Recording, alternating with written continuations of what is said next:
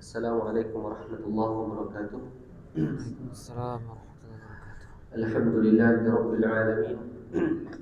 Assalatu wassalamu atamman al-akmalan ala al-mab'uth rahmatan lil alamin wa ala alihi wa sahbihi ajma'in. Allahumma faqqihna fid din wa 'allimna ta'wil. Allahumma 'allimna ma yanfa'una wanfa'na bima 'allamtana wa zidna ilma. Amma ba'd. Jamaah sekalian dimuliakan Allah Subhanahu wa taala, alhamdulillah. Segala puji bagi Allah Subhanahu wa taala yang telah memberikan kita segala nikmatnya sehingga pada malam hari ini kita dapat bertemu kembali dalam kajian Kitab Tauhid, yang mana di pertemuan sebelumnya alhamdulillah kita sudah membahas tentang macam-macam syirik, ya, macam-macam kesyirikan, dan juga kita sudah membahas tentang bab pertama yang ditulis oleh al-muallif, yaitu penulis Syekh Muhammad bin Abdul Wahhab rahimahullah ta'ala. Dan insyaallah pada malam hari ini kita akan melanjutkan kembali pembahasan kita, yaitu pembahasan babu fadli tauhid wa ma yukaffiru minadz dzunub. Bab keutamaan tauhid dan apa-apa yang dapat menghapuskan dosa. Barakallahu fiik. Tafadhal Syekh. Qala al-muallif rahimahullahu ta'ala babu fadli tauhid wa ma yukaffiru min tauhid. Bab 1, keutamaan tauhid dan dosa-dosa yang dapat dihapuskan oleh tauhid. Wa qaulullahi ta'ala alladzina amanu wa lam yalbisu iman alladzina amanu wa lam yalbisu imanahum bidzulmin ulaika lahumul amnu wa hum muhtadun. Firman Allah Ta'ala, orang-orang yang beriman dan tidak mencampurkan keimanan mereka dengan kezaliman atau syirik, mereka itulah orang-orang yang mendapat rasa aman, dan merekalah orang-orang yang mendapat hidayah.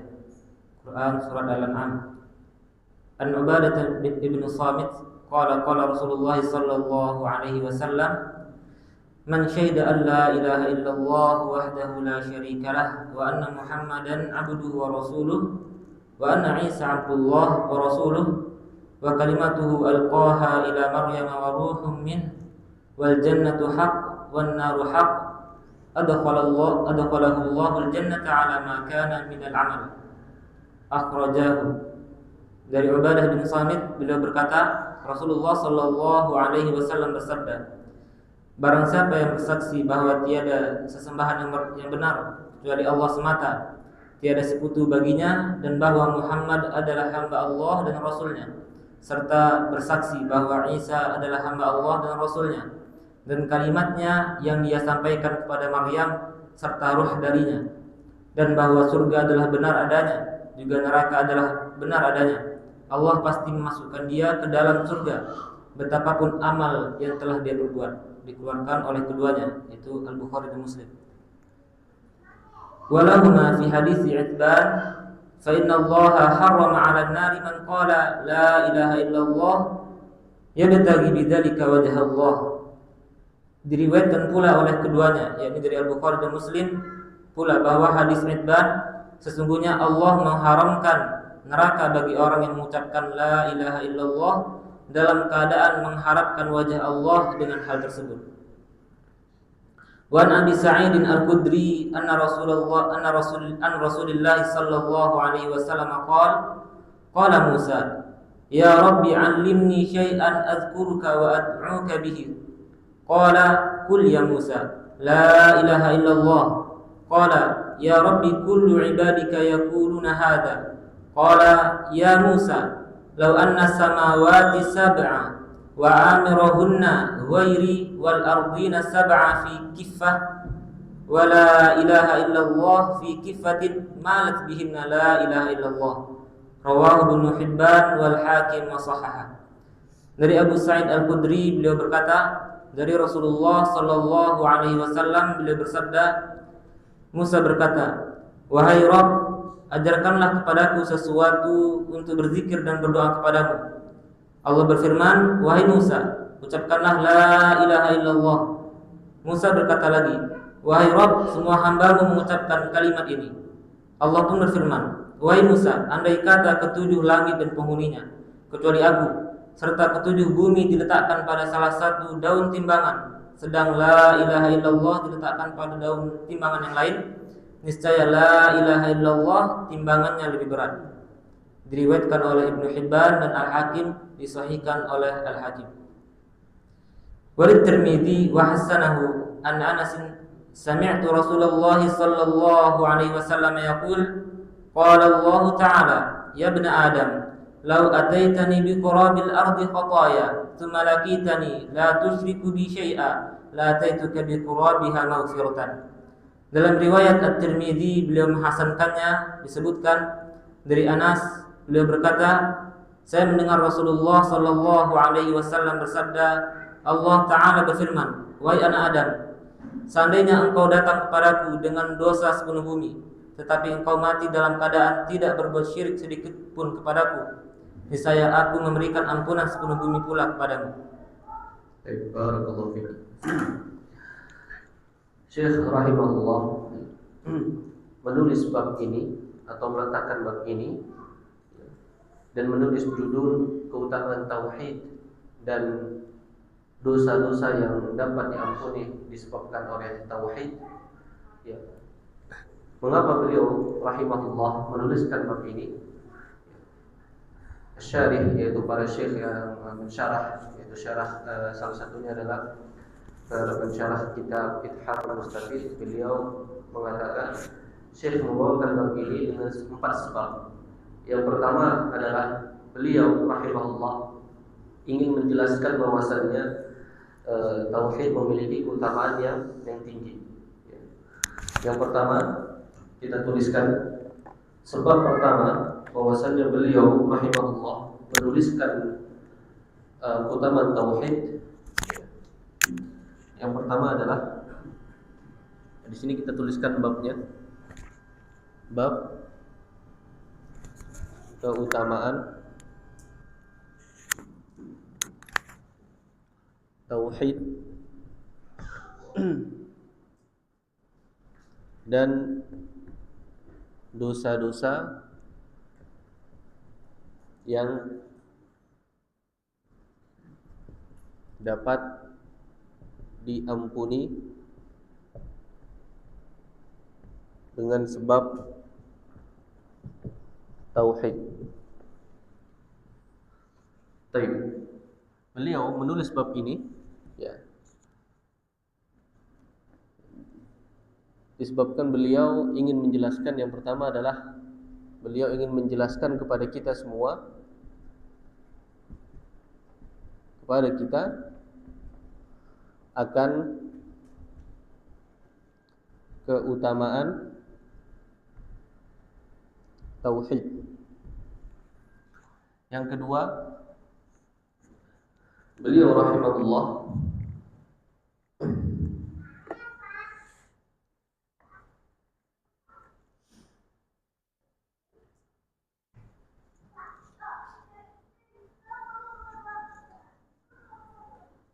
menjelaskan kepada kita bahwasannya tauhid adalah sebab diampuninya dosa seorang hamba. Kemudian yang ketiga, bantahan terhadap kaum Khawarij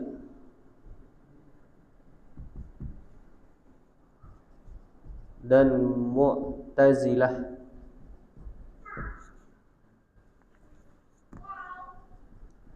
yang mana mereka mengatakan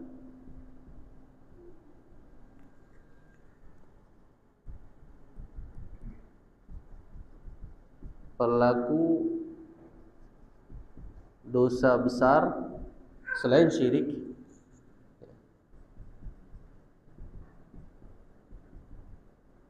syirik tidak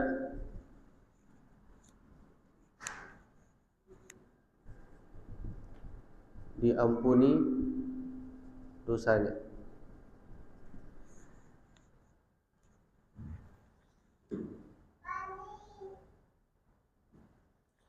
Barakallahu fiik. Jamaah sekalian dimuliakan Allah Subhanahu wa taala, Syekh rahimahullah menuliskan bab dalam kitabnya Kitab Tauhid, yaitu bab keutamaan tauhid. Sebab itu berdasarkan beberapa sebab. Sebab yang pertama adalah bahwa Syekh rahimahullah ingin menjelaskan kepada kita akan keutamaan tauhid. Bahwasanya tauhid itu memiliki keutamaan yang sangat besar. Ya, di antaranya adalah dengan sebab tauhid diampuninya dosa seorang hamba. Kemudian juga ya, sebab yang kedua adalah bahwasannya Syekh ingin menjelaskan ya, bantahan terhadap kaum Khawarij dan Mu'tazilah yang mana mereka mengkafirkan para pelaku dosa besar. Ahlus Sunnah wal Jamaah itu menganggap bahwasannya para pelaku dosa besar selain kesyirikan itu tahta masyiatillah, yaitu di bawah kehendak Allah Subhanahu wa taala. Jadi ada kemungkinan mereka diampuni oleh Allah Subhanahu wa taala selama mereka tidak melakukan kesyirikan. Misalnya mereka melakukan dosa besar seperti zina, seperti riba, ya, itu tidak boleh dikafirkan. Mereka tidak dihukumi kafir. Mereka tetap muslim. Ya. Sebagian kaum muslimin yang memiliki pemahaman Khawarij dan Mu'tazilah, mereka menganggap orang-orang yang melakukan dosa besar seperti halnya zina, seperti halnya membunuh, seperti halnya riba, dosa-dosa besar, ya, mereka menganggap bahwasannya orang yang melakukan hal tersebut itu telah kufur. Maka Syekh ingin menjelaskan, Syekh Muhammad bin Abdul Wahhab ingin menjelaskan orang-orang yang melakukan dosa besar selain syirik, mereka bukanlah kafir. Maka ini bertolak belakang ya, dengan orang yang menganggap bahwasannya Syekh Muhammad bin Abdul Wahhab gampang mengkafirkan orang muslim. Tidak demikian. Oleh sebab itu, ya saya jelaskan ya, maksudnya kepada ikhwah semua, kalau kita perhatikan buku-buku Syekh Muhammad bin Abdul Wahhab, itu pasti berisikan apa? Qala Allah, qala Rasul. Tadi kita sudah bacakan bahwasannya beliau hanya menjelaskan ya, atau meletakkan judul saja. Akan tapi isinya adalah qauluhu ta'ala an Ubadah, ya, hadis Nabi Muhammad SAW. Kemudian setelah itu para ulama yang datang setelah beliau mensyarah mengapa Syekh Muhammad bin Abdul Wahhab menuliskan hadis itu, menuliskan ayat itu ya dalam kitab beliau, kitab At-Tauhid. Jadi jarang sekali beliau menuliskan perkataan beliau dalam kitabnya. Dalam kitabnya isinya apa? Qala Allah, qala Rasul. Baik. Kemudian Syekh Muhammad bin Abdul Wahhab beliau membawakan firman Allah Subhanahu wa taala, "Alladzina amanu wa lam yalbisu imanahum bidzulmin ulaika lahumul amnu wa hum muhtadun." Firman Allah Subhanahu wa taala, "Alladzina amanu," yaitu orang-orang yang beriman, "wa lam yalbisu," dan tidak mencampur adukan, imanahum, keimanan mereka, bidzulmin, dengan kezaliman. Zulm ini, kezaliman itu apa? Apa makna zalim, ikhwah? Apa makna zulm? Zulmun. Apa artinya zulmun? Zalim. Apa artinya zalim? Wad'u syai'in fi ghairi mawdi'ihi. Dalam bahasa Arab ini zulm. Zulmun, ya. Dalam bahasa Arab wad'u syai'in fi ghairi mawdi'ihi. Apa maknanya?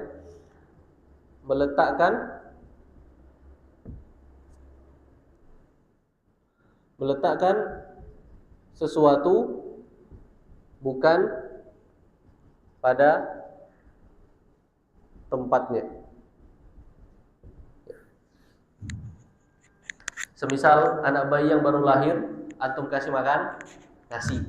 Nah, itu namanya zalim. Gak bisa dia makan nasi, antum paksa makan nasi. Bayi yang baru lahir, misal dia nggak bisa ya minum susu formula, misal saja. Misal, Anda nggak tahu itu ilmu kedokteran. Tapi antum paksa minum susu formula yang mungkin untuk 3 tahun ke atas misalnya, maka itu adalah zalim. Jadi makna zulm itu adalah wad'u syai'in fi ghairi mawdi'ihi, yaitu meletakkan sesuatu bukan pada tempatnya. Di sini Allah Subhanahu wa taala ya menggunakan kata zulm, yaitu alladzina amanu, yang mana orang-orang yang beriman, walam yalbisu, dan tidak mencampurkan dan tidak mencampur adukan keimanan mereka bizulmi, dengan kezaliman. Apa maksud dari kezaliman? Makna dari kezaliman di sini adalah apa? Syirkun.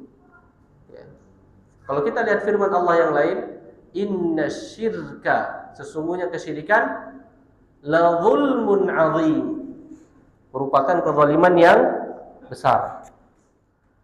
Maka a'zamu zulmin, kezaliman yang paling besar apa? Syirik. Kenapa? Karena dia telah meletakkan sesuatu bukan pada tempatnya.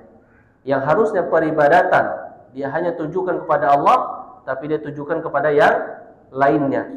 Maka itu disebut dengan apa? Kezaliman.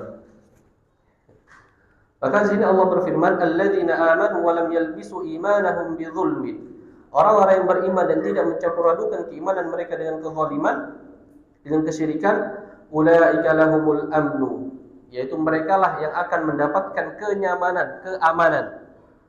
Ya, mereka diberikan ketenangan oleh Allah Subhanahu wa taala ya, dalam hatinya. Mereka diberikan ketenangan, ya, mereka tidak risau. Kenapa? Karena mereka yakin dengan adanya Allah Subhanahu wa taala. Wa hum muhtadun, dan mereka adalah orang-orang yang diberikan hidayah. Kita sudah bahas bahwasannya hidayah itu ada 2 macam. Ada hidayatul irsyad. Ada yang namanya hidayatul al-ilham. Hidayatul irsyad itu dimiliki oleh semua orang, baik Nabi Muhammad sallallahu alaihi wasallam dan juga para dai dan semua kaum muslimin. Itu dimiliki oleh semua orang, yaitu hidayatul al-irsyad. Adapun hidayatul ilham itu tidak dimiliki oleh manusia kecuali Allah Subhanahu wa taala. Jadi yang memiliki hidayatul ilham hanya Allah Subhanahu wa taala. Ya, dalilnya mana?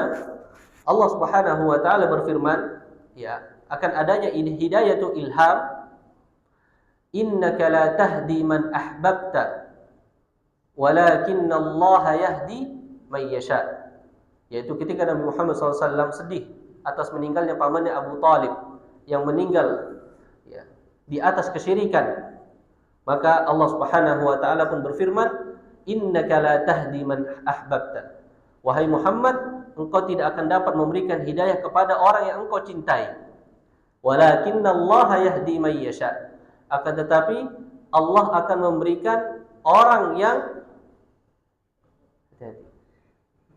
Walakinnallaha yahdi man yasha. Akan tetapi Allah akan memberikan orang yang Allah kehendaki, memberikan hidayah kepada orang yang Allah kehendaki. Walakinnallaha yahdi man yasha. Dan ini adalah hidayatul ilham. Ya. Adapun dalil hidayatul irsyad, yaitu firman Allah Subhanahu wa taala, innaka la tahdi ila siratin mustaqim. Sesungguhnya engkau wahai Muhammad ya akan memberikan hidayah kepada jalan yang lurus. Maksudnya di sini adalah hidayatul al-irsyad. Jadi hidayatul irsyad dan hidayatul ilham sama-sama memiliki dalil. Dan orang yang bertauhid dia memiliki hidayatul ilham dari Allah Subhanahu wa taala. Ya, dia memiliki taufik dari Allah Subhanahu wa taala. Dengan adanya taufik dari Allah, maka dia diberikan keamanan. Ya, maka dia diberikan ketenangan dalam hatinya ya, disebabkan tauhid yang dia miliki. Maka itu adalah salah satu keutamaan tauhid, yaitu dia akan diberikan ketenangan ya, dan diberikan kenyamanan dalam hatinya. Dia tidak risau ya akan adanya rizki, dia tidak risau akan adanya hal-hal yang akan terjadi. Ya, dia memiliki Allah Subhanahu wa taala tempat dia bergantung.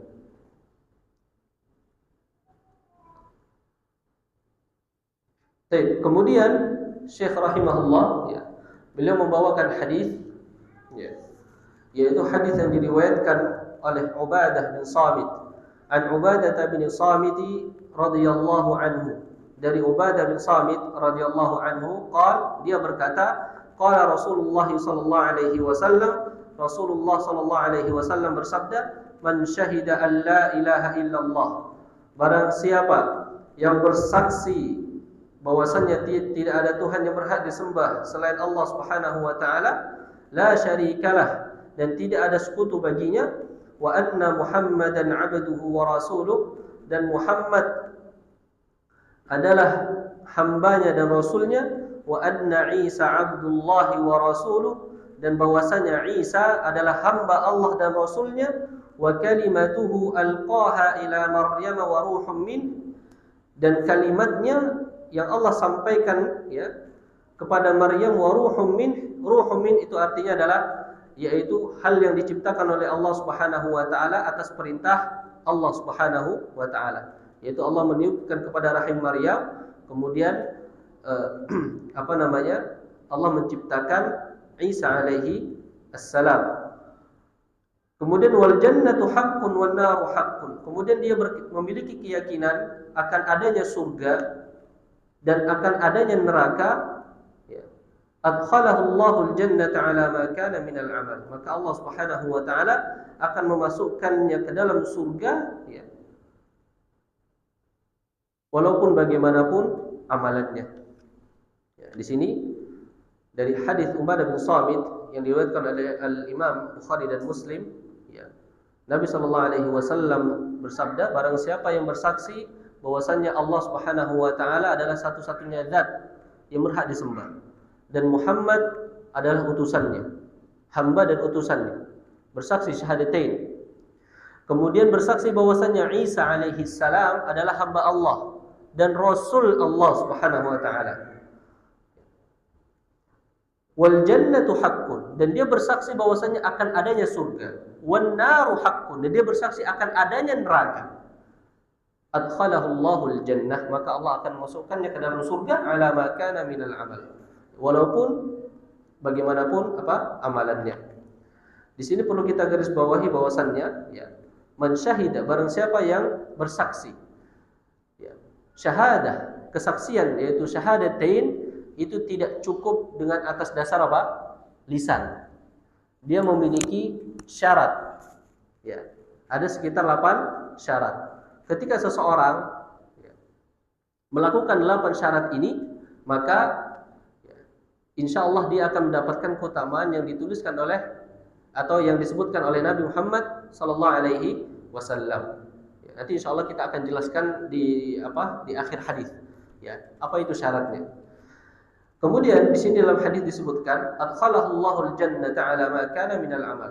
Maka Allah Subhanahu wa taala akan memasukkannya ke dalam surga walaupun bagaimanapun amalannya. Apa maksudnya? Ala ma kana minal amal, ya, bagaimanapun amalannya. Para ulama mentafsirkan, ya, maknanya ada 2. Yang pertama adalah ya, adkhalahu Allahul jannata ala ma kana minal amal. Hadis tadi adkhalahu Allah al-jannata ala ma kana minal amal. Itu maknanya Allah akan memasukkannya ke dalam surga walaupun bagaimanapun amalannya. Apa maksudnya? Para ulama menjelaskan maksudnya adalah ya, yang pertama walaupun amal solehnya sedikit. Walaupun amal solehnya sedikit. Yang kedua, walaupun amalan kejelekannya banyak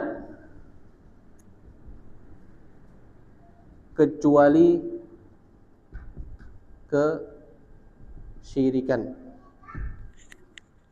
Itu maksud dari hadis Nabi Muhammad SAW, adkhalahu Allahul jannata ala ma kana minal amal. Allah akan memasukkannya ke dalam surga walaupun bagaimanapun amalannya.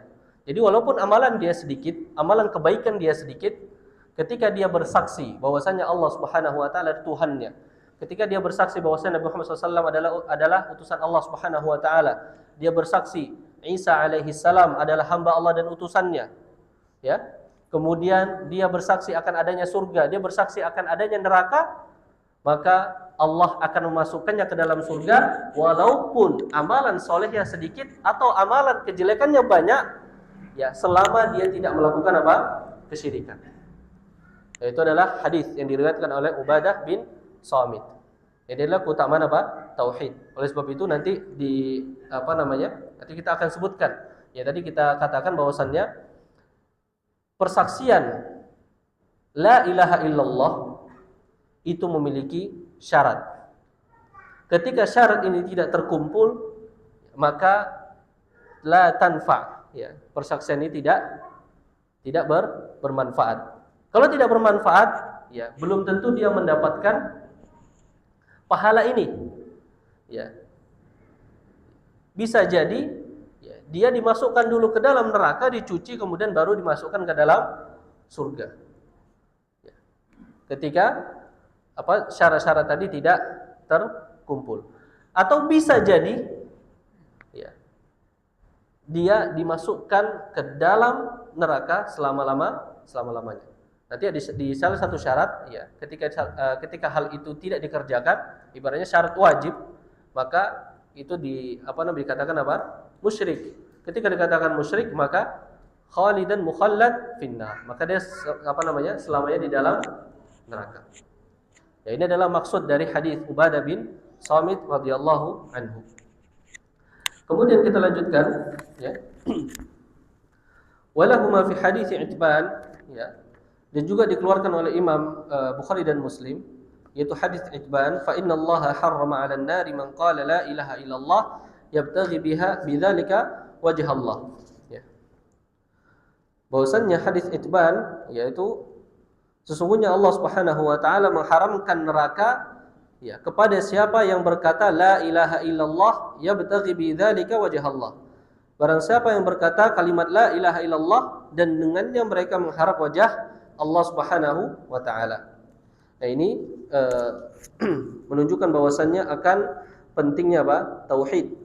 Yaitu ketika seseorang mengucapkan kalimat la ilaha illallah, itu adalah sebab diharamkannya baginya masuk neraka. Artinya dia tidak masuk neraka, akan tapi langsung ala tul, ya, langsung pakai jalan tol ke surga dengan sebab apa? La ilaha illallah. Akan tapi perlu dipahami bahwasannya, ya, annahu la yalzam anna kulla man qalaha yadkhul jannah li'annahu qad yakunu mukhillan bi syurutiha aw bi ba'dihha. Ya, jadi tidak tidak semestinya, ya, pemahaman yang sahih atas hadis Itban, tidak semua orang yang berkata kalimat la ilaha illallah yaitu masuk ke dalam surga langsung. Ya, kenapa? Karena tadi kita sebutkan, bisa jadi ketika dia mengucapkan kalimat la ilaha illallah, dia tidak memenuhi syarat-syarat kalimat la ilaha illallah. Ya. Bisa jadi ada 1-2 syarat yang kurang, sehingga hal itu menyebabkan dia mampir dulu, transit dulu kemana? Ke neraka. Ya. Dicuci dulu, kemudian baru masuk ke dalam surga. Atau bisa jadi disebabkan syarat wajib, ya, ada salah satu syarat yang tidak dilakukan, itu bisa menyebabkan dia masuk ke dalam surga khalidan mukhallad finnar, yaitu kekal di dalam neraka.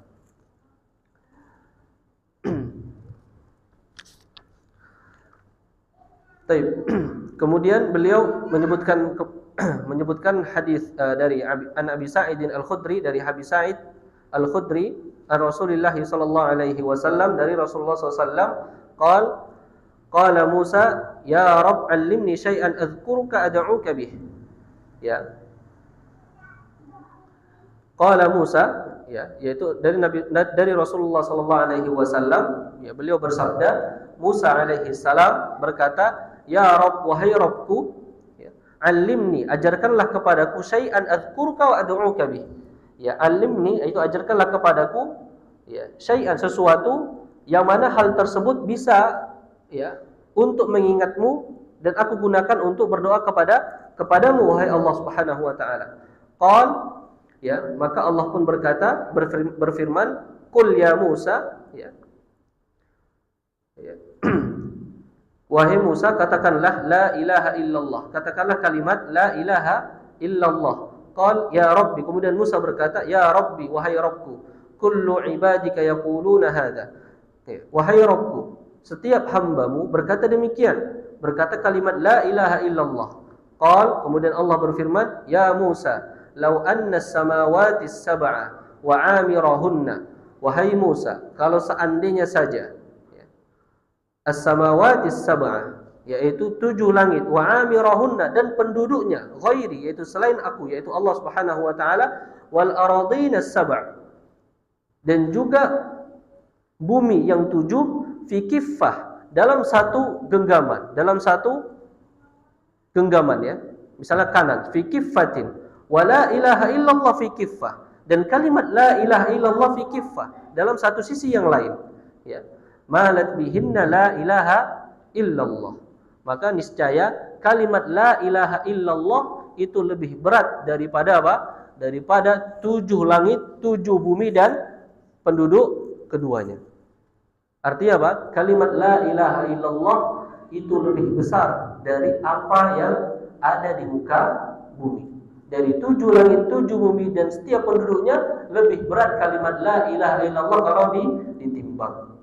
Ya, ini menunjukkan bahwasannya kalimat tauhid memiliki keutamaan yang sangat besar.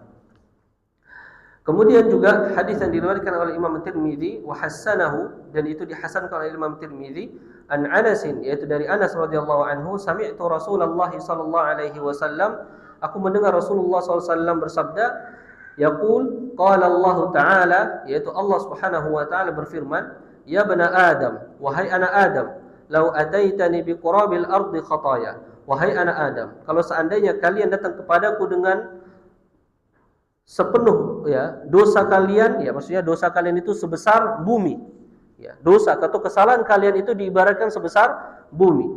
Tsumma laqitani, kemudian kalian berjumpa kepadaku, kata Allah, la tusyriku bihi syai'a, dan kalian tidak melakukan kesyirikan apapun terhadapku, la ataituka biqurabiha maghfirah, maka aku akan datang kepadamu, maka aku akan berikan kepadamu, ya, ampunan seluas bumi juga. Yang artinya apa? Ketika misalnya contoh kita memiliki kesalahan yang besar, ya, kepada Allah Subhanahu wa taala, akan tapi kita tidak melakukan apa?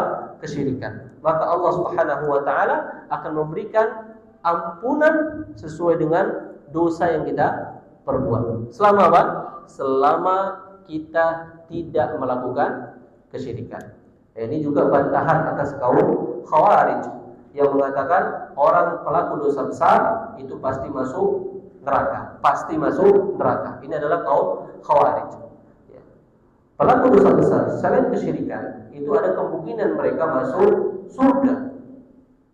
Misalnya contoh, ya, ada seorang pezina, pelacur misalnya, hari-harinya subhanallah melakukan perzinahan, melakukan hal yang tidak pantas, kemudian di akhir hayatnya dia mengenal sunnah, dia mengenal tauhid, kemudian dia kembali kepada Allah Subhanahu wa taala, ya, dia bertaubat misalnya, maka Allah Subhanahu wa taala akan memberikan ampunannya.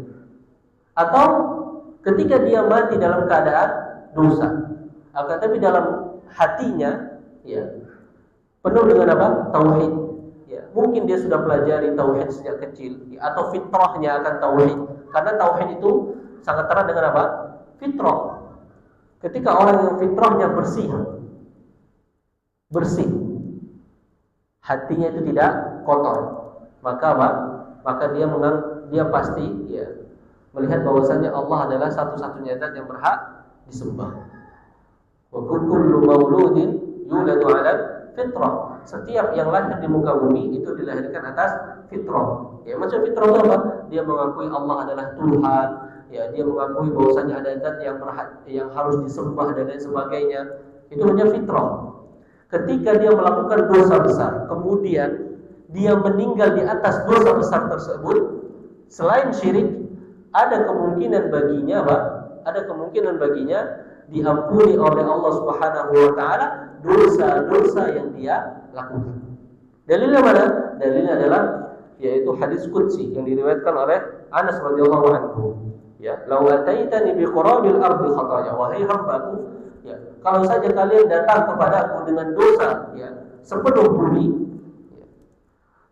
summa laqitani la tusyriku bihi syai'an, dan engkau menjumpaiku dan engkau tidak melakukan kesyirikan apapun, la ataituka bi qurabiha maghfirah, maka aku akan datang kepadamu dengan apa? Dengan ampunan sebesar bumi pula. Ini adalah janji Allah Subhanahu wa taala. Ini membantah bahwasannya membantah terhadap kaum Khawarij yang mengatakan pelaku dosa besar itu pasti masuk neraka. Dari kaum Mu'tazilah. Maka nggak boleh takfir. Misalnya ada pelaku dosa besar, ya akhi antum zina pasti neraka, nggak boleh. Ya akhi antum melakukan dosa ini pasti neraka. Ya akhi antum pemabuk, masuk neraka antum. Pasti neraka, antum kafir, nggak boleh. Haram. Man qala li akhihi al-kafir faqad ba'a biha ahaduhuma. Barang siapa yang mengatakan kepada saudaranya apa? Kafir, maka akan kembali kepada salah satu dari keduanya. Kalau memang terbukti orang yang dia vonis adalah kafir, tidak ada masalah. Tapi ternyata kalau seandainya itu bukan kafir, dia tidak kafir, maka akan kembali kepada siapa? Kepada dirinya sendiri. Wal'iyadu billah. Kita sudah pelajari konsekuensi kekufuran apa? Tahbitul amal. Amalannya apa? Terhapus. Yang kedua apa? Kekal di dalam neraka. Bahaya. Maka jangan mudah memvonis orang kufur. Sekarang banyak kelompok-kelompok yang mengatasnamakan Islam, berbeda sedikit atas pemahamannya, memvonis orang kufur. Tidak ada baiat, kufur. Tidak ada baiat, kufur. Dari mana rukun Islam, rukun iman itu ada baiat? Gak ada. Gak ada rukun iman apa? Baiat. Kita sudah pelajari di usul salat, rukun iman. Dan Nabi sudah menyebutkan itu. Nabi sudah menyebutkan rukun Islam. Ada baiat di situ? Tidak ada. Mereka mengambil suatu dalil, kemudian itu menjadikan apa? Inti dari segala inti. Bahwasanya keimaman itu paling atas. Kalau tidak berimam, kafir. Subhanallah. Ini pemahaman yang keliru. Akan apa namanya? Dia memiliki taksir, memiliki kecacatan, memiliki kekurangan akan apa? Akan tauhid. Sehingga kalau kita jumpai orang-orang yang seperti itu, mereka lebih mudah mendahulukan perkataan manusia dibandingkan firman Allah Subhanahu wa taala. Kalau imamnya bilang A, A. Kalau imamnya bilang B, B. Walaupun perkataan atau ijtihad imamnya, ini bahasa mereka ijtihad imamnya, itu melanggar firman Allah Subhanahu wa taala. Ya contohnya zakat. Zakat itu berapa persen? 2,5%. Semua diwajibkan 10%. 10% itu sudah mencakup zakat. Jadi kalau sudah bayar 10% nggak perlu zakat lagi. Padahal zakat dalam aturan agama itu memiliki apa? Memiliki aturan. Harus sampai nisab, batasan, kemudian haul tersimpan dalam 1 tahun, baru terkena zakat 2,5%. Ada aturannya. Akan tapi ketika imamnya sudah berkata tidak, wajib 10%, maka mereka nurun semua. Mereka tidak lagi mengacuhkan firman Allah sabda Nabi Muhammad sallallahu alaihi wasallam. Ya, ini adalah orang-orang yang seperti ini yang perlu kita dakwahi, ya. Bahwasanya mereka memiliki taksir, memiliki kekurangan dalam hal apa? Tauhid. Mereka pengen masuk surga, akan tetapi mereka tidak tahu caranya. Mereka pengen paham hadis, Al-Quran dan Sunnah, akan tetapi ketemu dengan orang yang salah. Secara logika mereka benar, oh iya ya, akan tetapi mereka dimanfaatkan. Terjadi tidak di Indonesia? Terjadi, wallahi terjadi. Terjadi. Kenapa? Karena satu, mereka tidak memiliki pemahaman akan tauhid. Mereka punya fikih, fikihnya apa? Hampir sama fikih, ya. Kalau dalam madhab itu, mereka lebih cenderung kepada Hambali, ya. Seperti sholat tidak mengucapkan jahar bismillah, ya, dan lain sebagainya. Ya. Mereka tidak talaffudzu bin niyah, ya, dan lain sebagainya, tidak melafadzkan niat. Dalam fikih mereka punya ajaran dan mereka ikuti imam madhab itu. Akan tapi dalam hal akidah mereka memiliki apa? Kekeliruan. Karena apa? Karena mereka tidak paham akan apa? Tauhid. Baik. Tadi kita sebutkan bahwasannya, ya, keutamaan bagi orang yang mengucapkan kalimat la ilaha illallah, yang bersaksi, ya, itu adalah masuk surga, ya. Yaitu adkhalahullahu al-jannata ala ma kana minal amal, yaitu Allah akan memasukkan ke dalam surga walaupun bagaimanapun amalannya. Kita sebutkan tadi bahwasannya syahadah, yaitu persaksian, itu memiliki apa? Syurut, memiliki syarat. Ya, ada 8 syarat, ya. Yang pertama adalah al-ilmu, ya. 8 syarat dari la ilaha illallah. Ini sudah, ikhwah? Kita hapus, ya.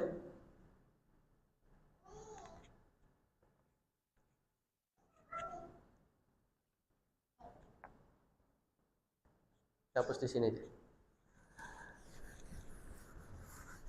8 syarat kalimat la ilaha illallah. Yang pertama adalah al-ilmu. Ilmu. Al-ilmu yunafi al-jahl, yaitu berilmu. Kita harus mengilmui apa itu kalimat la ilaha illallah. Jadi tidak cukup hanya sekedar mengucapkan tanpa tahu maksud dari kalimat la ilaha illallah, ya.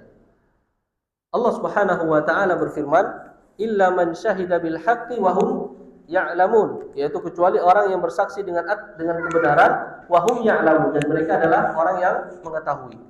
Jadi persaksian mereka atas la ilaha illallah, mereka harus mengetahui makna kalimat la ilaha illallah. Dan Nabi SAW juga bersabda, man mata wa huwa ya'lamu an la ilaha illallah dakhala al-jannah. Barang siapa yang meninggal kemudian dia mengetahui, yaitu maknanya, kemudian konsekuensinya dan lain sebagainya, kalimat la ilaha illallah, baru masuk surga, dakhalal jannah, kata Nabi SAW. Jadi harus mengilmui, ya, tidak cukup hanya sekedar mengucapkan. Maka ini menyelisihi kaum yang bernama apa? Murji'ah. Ya, Murji'ah. Apa itu akidah Murji'ah, ikhwah? Murji'ah adalah al-imanu ma'rifatul qalbi, ya, yaitu orang yang Murji'ah itu orang yang mengatakan bahwasannya iman itu hanya sekedar dalam hati. Jadi dia hanya sekedar mengetahui, ya, berkeyakinan saja, akan tapi dia tidak tahu konsekuensinya, ya. Artinya dia tidak mengenal betul makna kalimat la ilaha illallah. Kemudian yang kedua, al-yaqin.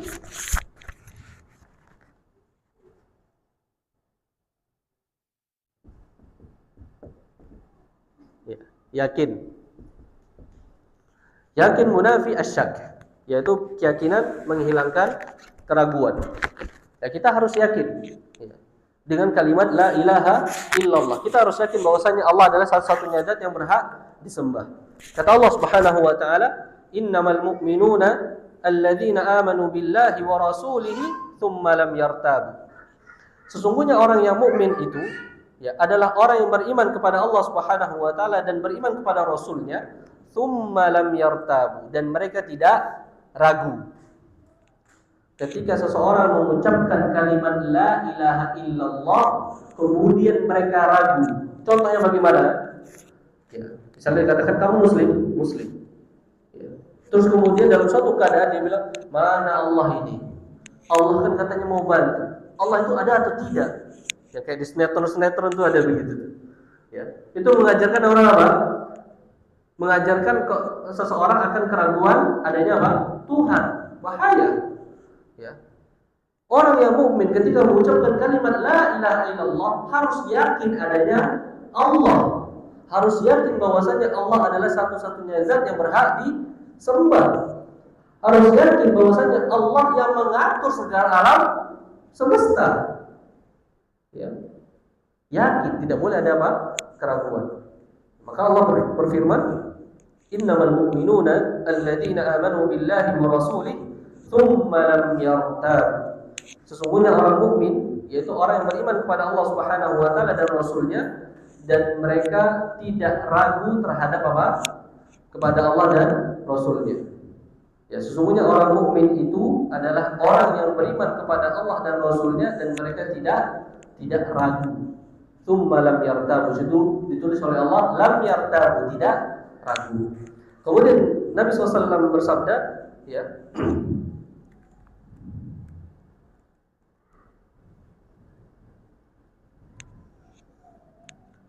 Asyhadu an la ilaha illallah wa anni rasulullah, ya. Sesungguhnya aku bersaksi bahwasannya Allah Subhanahu wa taala adalah satu-satunya zat yang berhak disembah, tiada Tuhan yang berhak disembah selain Allah Subhanahu wa taala, wa anni rasulullah, dan sesungguhnya aku ya adalah Rasulullah, la yalqallaha bihima 'abdun ghairu syakkin fihima illa dakhala al-jannah. Tidaklah seorang hamba ya mengucapkan kedua kalimat tersebut ya, abdun ghairu syakkin. Ya, ketika dia mengucapkan dia tidak ragu atas kalimat tersebut ya, illa dakhala al-jannah, kecuali dia akan masuk surga. Makanya ketika kita mengucapkan kalimat la ilaha illallah tak boleh ragu. Ada konsekuensinya. Kita mengakui Allah adalah satu-satunya zat yang berhak disembah, Allah yang mengatur alam semesta, kita percaya saja sama Allah Subhanahu wa taala. Ya. Terutama masalah rezeki, masalah jodoh, masalah dunia lah intinya. Ya. Masalah dunia. Kadang manusia zaman sekarang itu dalam hal tauhid rububiyah memiliki apa? Khalal. Khalal itu apa? Kecacatan. Ya. Mereka menyembah kepada Allah. Kalau dulu zaman Quraisy, ya, Quraisy dalam tauhid rububiyah mereka mengakui Allah adalah sang pencipta. Mereka mengakui bahwasanya Allah adalah yang mengatur. Maka mereka berdoa juga kepada Allah. Tapi kalau sekarang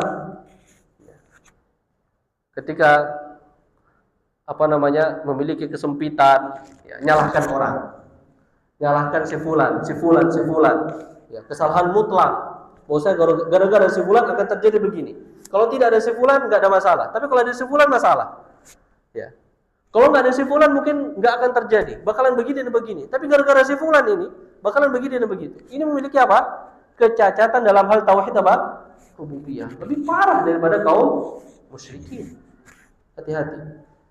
Ya, ketika kita memiliki keyakinan bahwasanya Allah adalah Tuhan, maka kita limpahkan semua kepada Allah Subhanahu wa taala, bahwasanya itu semua terjadi atas takdir Allah Subhanahu wa taala.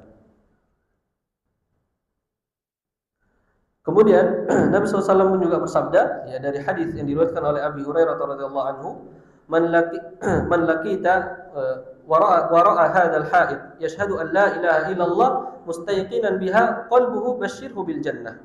Ya.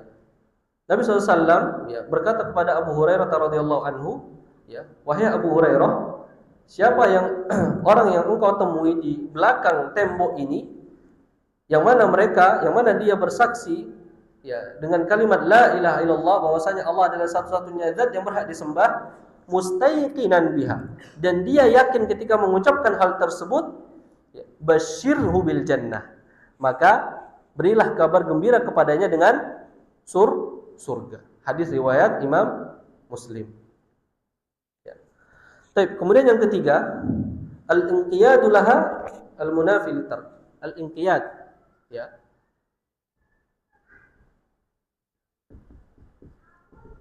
Berpegang teguh dengan kalimat tauhid, ya. Yaitu melaksanakan konsekuensi dari tauhid, yaitu mengerjakan amalan-amalan syar'i, ya. Al-inqiyadu laha al-munafi litark. Kemudian yang keempat, al-qabul al-munafi lirrad, yaitu menerima kalimat tauhid. Al-qabul,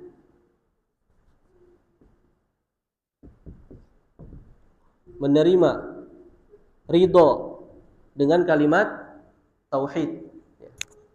Karena kaum kafir Quraisy itu tidak ridho dengan kalimat apa? Tauhid. Kenapa? Karena mereka mengetahui kalau mereka mengatakan kalimat la ilaha illallah, Tuhan yang mereka sembah itu tidak ada artinya. Jadi mereka tidak mau, ya. Mereka tidak mau. Jadi mereka tidak menerima kalimat tauhid. Kemudian yang kelima adalah ikhlas. Al-ikhlas.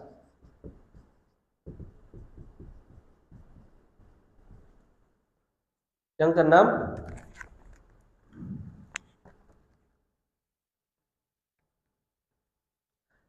as-sidqu,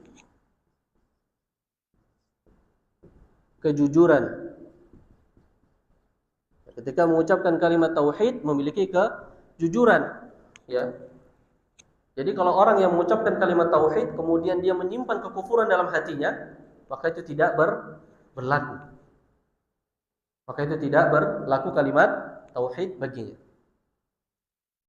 Kemudian yang ketujuh, al-mahabbah.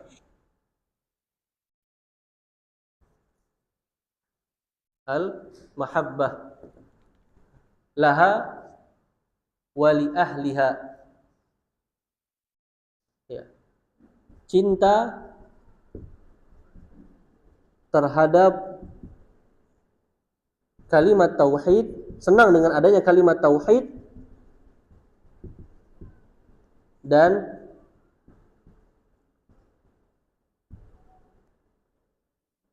ahlinya atau orang-orang yang bertauhid. Ya, jadi dia senang dengan orang-orang yang bertauhid. Ya. Ketika ada kalimat tauhid dilafadzkan, dia senang, cinta dengan kalimat apa? Tauhid. Kemudian ketika dia berjumpa dengan orang-orang yang bertauhid, dia senang. Ya.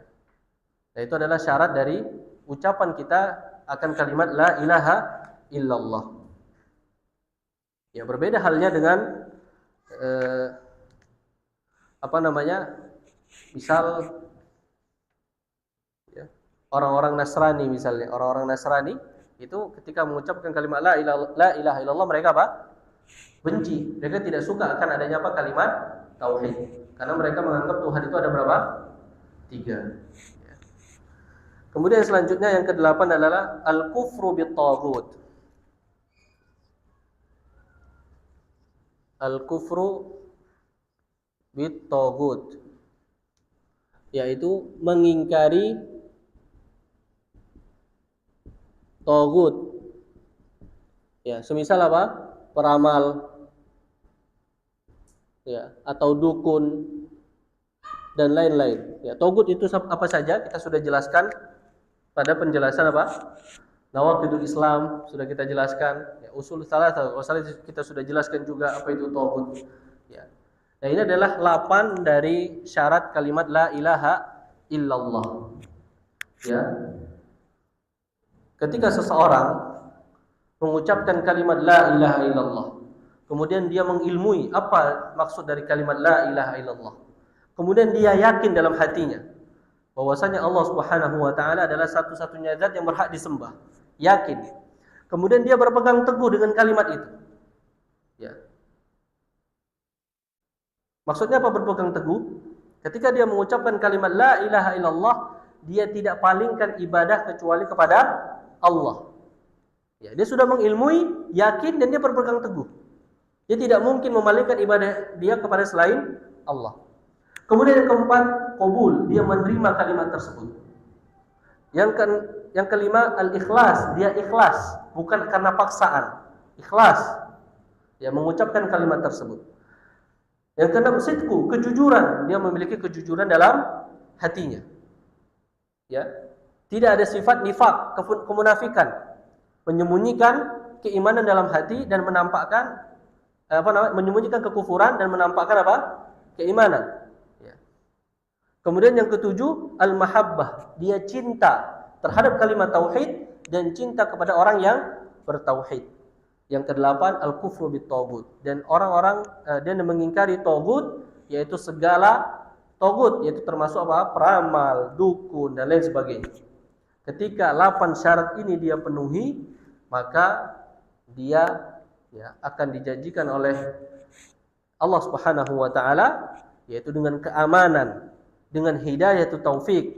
Alladzina amanu wa lam yalbisu imanahum bidzulmin ulaika lahumul amnu wa hum muhtadun. Yang kedua, dia akan dijanjikan surga dalam hadis Nabi Muhammad SAW, dalam hadis Itban, ya, yang mana Nabi Muhammad SAW bersabda, ya, man qala la ilaha illallah, ya, fa innahu harrama 'alan nari man qala la ilaha illallah yabtaghi bidzalika wajha Allah, yaitu Allah Subhanahu wa taala akan mengharamkan atasnya neraka. Mengharamkan atasnya neraka. Siapa? Bagi orang yang berkata la ilaha illallah yabtaghi biha wajh Allah.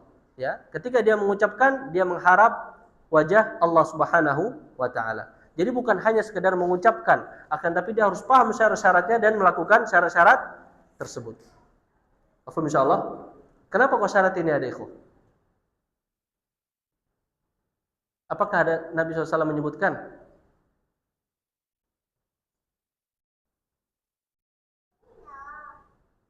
Jawabannya apa? Tidak. Akan tapi dengan istiqra. Apa itu istiqra? Dengan penelitian, diteliti dalil-dalil, kemudian dikumpulkan sehingga ditemuilah bahwasanya syarat-syarat ini harus dipenuhi sehingga mendapatkan pahala yang dijanjikan oleh Nabi Muhammad SAW dalam hadisnya. Ya, seperti al-ilmu, ya, tidak mungkin orang yang mengucapkan kalimat la ilaha illallah tanpa mengilmui. Ya, dalilnya apa? Illa man syahida bil haqqi wa hum ya'lamun. Itu yang kita sebutkan. Kemudian juga dalam hadis yang lain disebutkan man mata wa huwa ya'lam, barang siapa yang mati dan dia mengetahui. Ya. Ya. Man mata wa huwa ya'lam annahu la ilaha illallah, ya anna man mata wa huwa ya'lam, barang siapa yang mati dan dia mengetahui alla ilaha illallah, bahwasanya tiada Tuhan yang berhak disembah selain Allah, dakhala al-jannah. Ada kalimat ya'lam, mengetahui. Kemudian juga keraguan, yakin, harus yakin, enggak boleh ada keraguan. Ya, Allah menyebutkan dalam Al-Qur'an, innamal mu'minun, sesungguhnya orang-orang yang mukmin, ya, alladzina amanu billahi wa rasuli, yaitu orang yang beriman kepada Allah dan Rasulnya, tsumma lam yartabu, dan tidak ragu. Nah, ini semuanya berdasarkan dalil-dalil yang ada. Sehingga orang yang berkata kalimat la ilaha illallah harus mengerti syarat ini dengan tujuan apa? Agar supaya mendapatkan jannah, ya, masuk ke dalam surga Allah Subhanahu wa taala langsung direct, ya, tidak transit terlebih dahulu ke dalam mana? Ke dalam neraka. Paham insyaallah, ikhwah? Baik. Sampai sini ada pertanyaan? Tadi Anda targetkan 2 bab, cuma qadarullah, ya, panjang penjelasannya. Ya, mudah-mudahan di pertemuan berikutnya insyaallah kita bisa jelaskan sekali pertemuan mungkin sekitar 2 bab. Kita akan lebih ringkas lagi penjelasannya insyaallah, ya. Al-muhim, yang paling terpenting adalah, ya, ikhwah semuanya paham, ya, maksud dari penulis, ya, rahimahullah taala, mengapa beliau menuliskan bab ini, mengapa beliau mencantumkan ayat ini, sehingga sehingga kita mengetahui, ya, makna atau tujuan si penulis dalam menuliskan kitab At-Tauhid. Sehingga, ya, ketika seseorang, ya, ada yang ingin menjelekkan beliau, ya, kita bisa menjawab. Banyak yang memfitnah beliau, ya, dengan sebutan Wahabi, Wahabi, Wahabi. Wahabi. Kenapa Wahabi? Wahabi itu ada dua. Wahab bin Rustum sama Muhammad bin Abdul Wahab. Kalau antum mengatakan Wahabi, antum nisbatkan kemana? Kalau harusnya Wahabi itu kepada siapa? Wahab bin Rustum. Kalau Wahab bin Rustum, disebut dengan Wahabi. Wahab bin Rustum bagaimana akidahnya? Akidahnya sesat. Kenapa kok bisa sesat? Karena dia mengkafirkan orang lain, mengkafirkan kaum muslimin. Itu siapa? Wahab bin Rustum. Lantas bagaimana dengan Syekh Muhammad bin Abdul Wahab? Berbeda. Beliau memurnikan apa? Tauhid. Makanya dalam penjelasan awal kitab kita jelaskan, beliau menulis kitab ini kenapa? Karena banyak sekali kesyirikan dalam tauhid uluhiyah. Ya. Di zaman beliau, sehingga beliau menuliskan kitab tauhid guna apa? Untuk meluruskan akidah kaum muslimin. Ya. Mengapa Imam Ahmad, mengapa Imam Bukhari tidak menuliskan tentang tauhid uluhiyah? Karena pada zaman beliau banyak orang yang tersesat dalam tauhid apa? Asma wa as-sifat. Ya. Makanya ada bantahan terhadap zindik, bantahan terhadap Jahmiyah tentang asma wa sifat dan lain sebagainya. Ya, dalam kitab Imam Ahmad Ar-Raddu ala Al-Jahmiyah wa Zanadiqah, ya. Dan lain sebagainya, kitab-kitab ulama sezaman sama Imam Ahmad, Imam Bukhari. Ya, semua rata-rata kitab tauhid tapi isinya asma wa sifat. Dan mengapa Syekh Muhammad bin Abdul Wahab kitab tauhid isinya uluhiyah?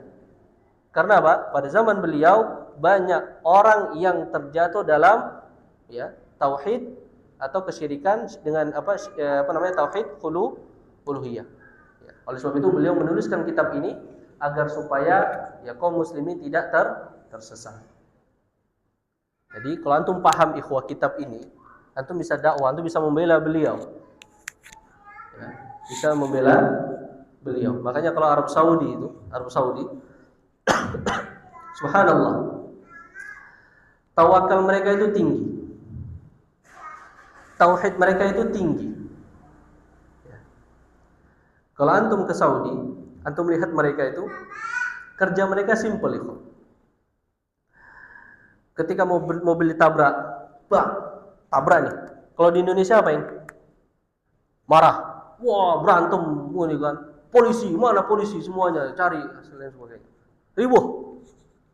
Saudi enggak. Ada yang berantem juga ada, tapi kebanyakan ya. Kenapa? Kalau cuma sedikit ya sudah. Ya, salaman kita. Atau kita tunggu polisi ya santai saja. Ya enggak usah ribut-ribut, santai saja. Enggak usah berantem dan lain sebagainya. Ya. Bahkan ada yang ngopi dulu sambil nunggu polisi ngopi berdua. Ya. Bahkan ada yang langsung memaafkan, ya sudah kelas lah, enggak usah kita ributkan, udah kita jalan aja. Ini hati-hati. Itu mobil sudah penyok ikhwan. Ya. Tapi apa? Mereka miskin? Enggak, kaya. Ya. Ketika waktu sholat, subhanallah. Miskin enggak? Enggak, kaya.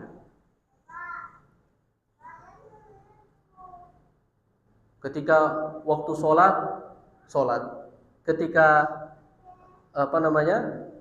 azan, tutup semuanya. Setiap kegiatan dihentikan. Dan itu real. Dan itu apa ikhwah? Dengan tauhid mereka, Allah memberikan keamanan kepada mereka dan ketenangan hati. Mereka rata-rata nggak ada risau ikhwah. Tentang masalah rezeki itu apa? Antum tahu mobil Lexus yang 2 miliar, 4 miliar biasa aja. Masuk, kambing. Di Indonesia dilus-lus mobil itu. Yang sampai lecet. Ini mereka nggak ada, biasa aja. Ya. Dan anda pernah lihat sendiri, antum tahu Land Cruiser? Land Cruiser tahu ya? Mobil miliar-miliar. Dimasukkan apa? Kambing. Anda geleng-geleng kepala. Kalau kita apa? Aduh sayang mobil bawa kambing lah, nanti inilah itulah. Ya kenapa anda ceritakan ini? Atas apa? Mereka itu tentang dunia apa? Mereka tidak khawatir. Mereka ada Allah Subhanahu wa taala. Ya. Ketika kerja ingat Allah. Waktu sholat sudah, sholat dulu. Habis sholat kerja lagi. Ya. Subhanallah, negerinya aman, tentram. Ya. Apakah ada masalah? Ada masalah mereka. Ya. Apakah peraturan sering berubah? sering berubah. Tapi apakah negaranya goyang? Enggak. Makanya kalau kita ketika kuliah di sana, itu kita punya slogan di Saudi itu, semua peraturan dapat berubah setiap menit atau setiap saat kecuali apa? Tauhid. Kecuali apa? Tauhid. Kalau seorang Saudi ngomong apa aja ke ente atau peraturan apa aja udah ikutin aja pada saat itu. Ada nggak kemungkinan berubah? Ada. Tapi kalau tauhid insya Allah enggak. Mereka keras dalam masalah apa? Tauhid. Ya. Kalau antum lihat di Baki orang yang minta kepada Baki, habis. Mereka akan langsung apa? Ditarik. Kalau mereka mau diskusi. Bahkan Anda pernah lihat sendiri orang yang Allah alam, mereka ngambil pasir dari apa? Baki itu. Mereka taruh, langsung ditarik sama askar. Berubah nggak peraturan tauhid? Enggak. Ya. Semua tentara di situ, ya, telah ditanamkan akidah yang benar, akidah tauhid. Sehingga apa? Negara mereka apa? Aman. Negara mereka tentram. Ta'alluq billah, hati mereka bergantung kepada Allah itu sangat kuat. Itulah keadaan di sana, beda sama di Indonesia. Kenapa di Indonesia itu kacau balau dan sebagainya? Tauhidnya tidak ada. Tauhidnya tidak ada, kurang. Bukan kurang, malah tidak ada. Ya. Bergantung pada manusia. Kemudian hitungan manusia, kita boleh berhitung, gak ada masalah dalam hitungan, misalnya kita berdagang, bisnis apa segala macam, lah bas hitung. Tapi itu tidak bisa menjadi patokan secara utuh. Ya. Semua kehendak Allah Subhanahu wa taala. Ketika Allah menghendaki itu akan terjadi. Tapi kalau Allah tidak menghendaki maka tidak akan terjadi. Itu semua sudah tertulis. Kita boleh merencanakan, akan tapi kita tidak bisa menentukan hasil. Kita boleh merencanakan, tapi tidak bisa menentukan hasil. Maka jangan sampai kita mencari sesuatu tanpa atau di luar dari aturan Allah Subhanahu wa taala. Terutama masalah apa? Rizki. Hati-hati. Banyak yang cari rizki nipu. Ya fitnah. Demi Allah fitnah. Ya, besar fitnahnya. Bisa nggak terjatuh ke dalam seorang ustadz? Nah, bisa. Tidak ada yang bisa menjamin. Maka kita meminta taufik dari Allah Subhanahu wa taala, minta dikuatkan tauhidnya, minta ditenangkan hatinya. Semua itu kita minta sama Allah Subhanahu wa taala. Ya. Ketika kita sudah memiliki tauhid, minta agar supaya dijaga tauhid kita, keyakinan kita. Jangan merasa bahwasannya sudah memiliki tauhid kemudian antang-antang aja tuh. Antang-antang aja kemudian aku adalah orang yang bertauhid, beriman dan lain sebagainya, aku anteng, santai. Jangan. Ya, hati-hati. Bisa jadi itu adalah tipu daya syaitan. Logikanya begini. Kalau antum jenderal, tidak akan mungkin setan yang diutus kepada antum tuh kopral. Pasti jenderal juga yang setara. Tapi kalau antum kopral, jenderal yang menghasut antum terlalu tinggi. Gitu kan? Maka ketika orang tidak bisa dihasut dengan kemaksiatan, dihasut dengan apa? Ketaatan. Maka hati-hati. Kuncinya bagaimana kita terlepas dari itu semua? Minta kepada Allah agar supaya kita diteguhkan tauhidnya, ya, kita diberikan hidayah oleh Allah Subhanahu wa taala. Tidak ada yang bisa menjamin, ikhwah. Walaupun dia ustadz S1, S2, S3, profesor, tidak ada yang bisa menjamin. Ya.